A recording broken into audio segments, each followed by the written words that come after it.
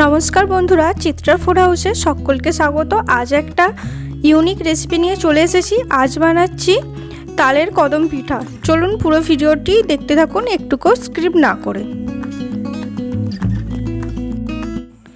তাল কদম পিঠা বানানোর জন্যে এখানে আমি বাসমতি চালটা আগে থেকে আধ ঘন্টার জন্য ভিজিয়ে রেখেছিলাম। এবারে আমি একটা গ্যাসের মধ্যে কড়া বসিয়ে দিয়েছি, তাতে ছোট বাটির 2 বাটি মতো আমি তাল দেব। আপনারা এখানে পরিমাণ অনুযায়ী তালের পরিমাণটা দেবেন। এবার আমি তার মধ্যে হাফ বাটি মতো জল দিয়ে দেব।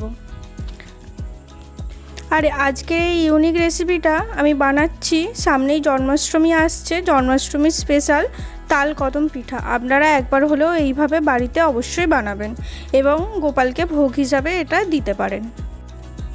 তালের সাথে ভালো করে জল দিয়ে তালটাকে মিশিয়ে একটু পাতলা করে নিতে হবে। তারপরে তালটাকে ভালো করে জাল দিয়ে একটু গাঢ় করে নেব। এখানে আমি হাফ চামচের মতো নুন দিয়ে দিচ্ছি। তালের অনেক রেসিপিই হয়, কিন্তু এটা একদম ইউনিক রেসিপি তাল কদম পিঠা। এটা আপনারা বাড়িতে একবার হলেও অবশ্যই বানাবেন। দেখতেই পাচ্ছেন তালের ঘনত্বটা আস্তে আস্তে কিন্তু বাড়ছে। এবার আমি এখানে 3 কাপ মতো চালের গুঁড়ো দিয়ে দেব। আপনারা যদি পরিমাণ কম করতে চান তাহলে 1 বাটি চালের গুঁড়োর জন্য আপনি 1 বাটি তাল এবং হাফ বাটি জল দিতে পারেন।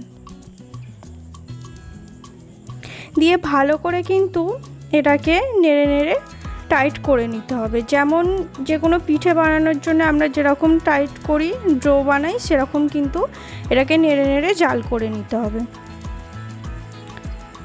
সামনেই তো জন্মাষ্টমী আসছে, আপনারা কিন্তু অবশ্যই এটা বাড়িতে বানিয়ে দেখতে পারেন এবং ঠাকুরকেও ভোগ হিসাবে দিতে পারেন। প্রসাদে কিন্তু থাকলে দারুণ লাগবে দেখতে।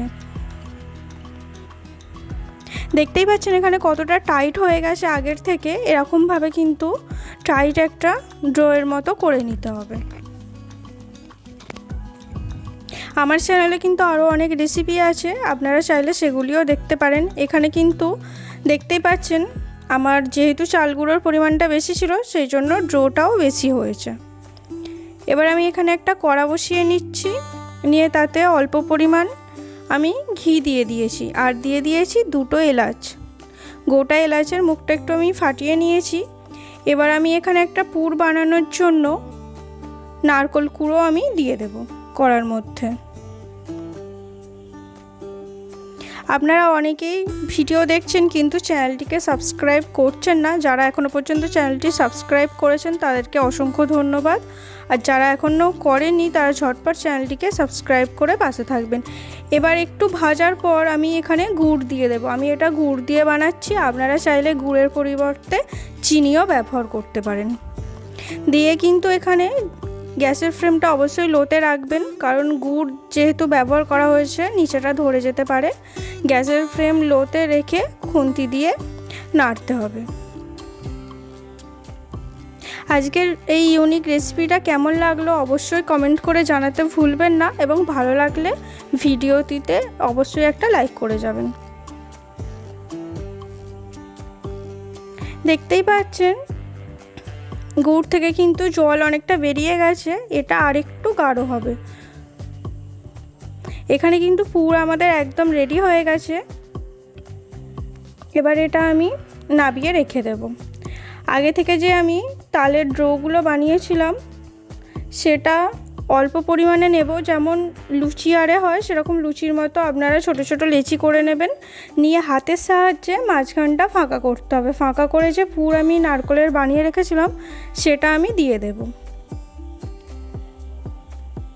দিয়ে কিছুই না, হাতের সাহায্যে আস্তে আস্তে আপনারা ওটাকে গোল বলের আকারে করে নেবেন। তাহলেই কিন্তু খুবই সহজে আর খুব কম উপকরণে তৈরি হয়ে যাবে তাল কদম পিঠা। দেখতেই পাচ্ছেন পুরোটা কিন্তু বলের আকারে হয়ে গেছে। এবার হাতের সাহায্যে এটাকে আরেকটু গোল করে নেব।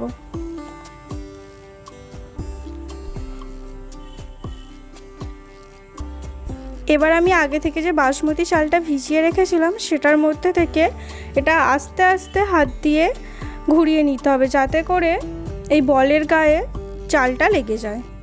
হাত দিয়ে আস্তে আস্তে একটু আপনারা চাপ দিয়ে এটাকে গোল মতো করে নেবেন। আজকের ভিডিওটি ভালো লাগলে অবশ্যই লাইক করবেন এবং বন্ধু বান্ধব আত্মীয় স্বজনের মধ্যে শেয়ার করতে ভুলবেন না। আপনার মূল্যবান মতামত কমেন্ট বক্সের মাধ্যমে জানিয়ে যাবেন। এখানে কিন্তু আমাদের একটা তালকদম পিঠা তৈরি করা রেডি হয়ে গেছে, দেখতেই পাচ্ছেন। এইভাবে এক এক করে বাকিগুলোও করে নিতে হবে। করা খুবই সহজ। আমি এখানে একটা ফুটোওয়ালা ডিশ নিয়ে নিয়েছি, আপনারা ঝাঁঝরিতেও দিতে পারেন। নিচেটা অল্প পরিমাণ তেল লাগিয়ে নেবেন যাতে করে না বসে যায়, এবং এক এক করে বাকিগুলো আমি দিয়ে দিয়েছি। যতগুলো ধরবে একটু একটু ফাঁকা রাখতে হবে যাতে করে তালকদম পিঠাটা বেশ ভালো হয়, একদম গায়ে গায়ে দিলে হবে না।